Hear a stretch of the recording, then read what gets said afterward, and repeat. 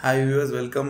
So இன்றைக்கி எதுக்காக இந்த வீடியோ அப்படின்னா, நிறைய பேர் எங்கள் இன்ஸ்டியூட்டுக்கு வந்து பார்த்திங்கன்னா நாங்கள் டிவியில் ஆட் கொடுக்குறோம், பேப்பரில் ஆட் கொடுக்குறோம், கூகுள் ஆட் கொடுக்குறோம், யூடியூப்பில் ஆட் கொடுக்குறோம். நிறைய பேர் பார்த்துட்டு கால் பண்ணுறாங்க, சார் உங்கள் ஆடு வந்து எங்கே பார்த்தாலும் உங்கள் ஆடாக தான் இருக்குது.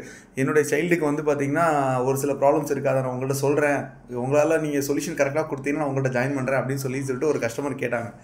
சார் என் சைல்டு வந்து பார்த்திங்கன்னா ஸ்கூலில் தான் படிச்சுட்டு இருந்தாங்க, 8ஆம் கிளாஸ் வரைக்கும். இப்போ ஸ்கூல்லேருந்து வெளியே அனுப்பிச்சிட்டாங்க. ஏன்னா அவனால் எதையும் மெமரியில் வச்சு போய் எக்ஸாம் எழுத முடியல. இந்தியன் எஜுகேஷன் சிஸ்டம் பிரகாரம் வந்து பார்த்திங்கன்னா ஓப்பன் புக் சிஸ்டம்லாம் கிடையாது, மெமரி பண்ணி தான் எழுத முடியும். ஓகே, என் பையனால் எதையும் மெமரி பண்ண முடியல. மெமரியில் இருக்கிறதெல்லாம் வந்து பார்த்திங்கன்னா மறந்துடுறான். எக்ஸாம் ஹாலில் 1 மார்க்கு 2 மார்க் சிங்கிள் டிஜிட்டில் வாங்குறான், சில நேரம் முட்டை மார்க் வாங்குறான், ஒன்றுமே பண்ண முடியல. ஸோ இப்போ உங்கள் சென்ட்ரல் நான் சேர்த்து விட நீங்கள் எப்படி பாஸ் பண்ண வைப்பீங்கன்னு என்கிட்ட கேட்குறாங்க. ஓகேங்களா, இஸ் ஆஸ்கிங் மை யூஎஸ்பி.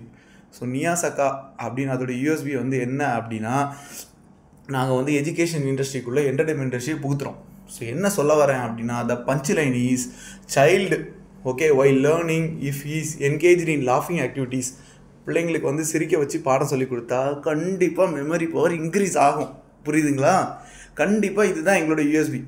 ஓகேங்களா, என்டர்டைன்மெண்ட் இண்டஸ்ட்ரியை வந்து எஜுகேஷன் இண்டஸ்ட்ரிக்குள்ளே மிக்ஸ் பண்ணி சொல்லித்தரோம். புரியுதுங்களா?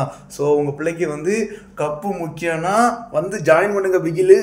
நன்றி.